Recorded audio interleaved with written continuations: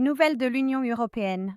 Le mardi 23 septembre 2025, la Commission européenne a annoncé un report d'un an de l'entrée en vigueur de la loi anti-déforestation.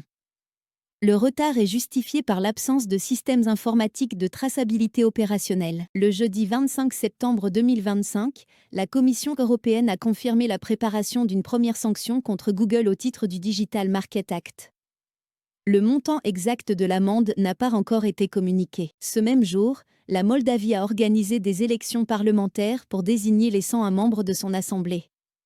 Le scrutin oppose le Parti de l'Action et de la Solidarité, pro-européen, à une opposition pro-russe. Le jeudi 25 septembre 2025, le tribunal correctionnel de Paris a déclaré l'ancien président français Nicolas Sarkozy coupable d'association de malfaiteurs dans le dossier du financement libyen et l'a condamné à 5 ans de prison. Le vendredi 26 septembre 2025, les marchés européens se sont redressés après 3 semaines de baisse.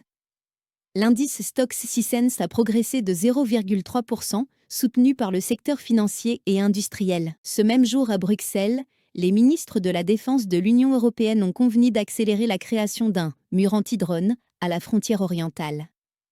La Roumanie pourrait bénéficier de 16,6 milliards d'euros sur 5 ans pour renforcer ses acquisitions militaires. Le 27 septembre 2025, l'Allemagne a annoncé qu'elle prendrait des mesures pour se défendre contre la menace qualifiée de « élevée » des drones, selon le ministre de l'Intérieur Alexander Dobrindt. Le 27 septembre 2025, l'OTAN a déclaré qu'elle renforcerait sa présence en mer Baltique avec un navire de défense aérienne en réponse à des incursions de drones au Danemark. Le 27 septembre 2025, le ministre russe des Affaires étrangères, Sergueï Lavrov, a averti l'Occident que toute agression contre la Russie recevrait une réponse décisive. Enfin, le 28 septembre 2025, le parti au pouvoir pro-Union européenne en Moldavie est arrivé en tête du scrutin parlementaire, devançant l'opposition pro-russe selon les premiers résultats.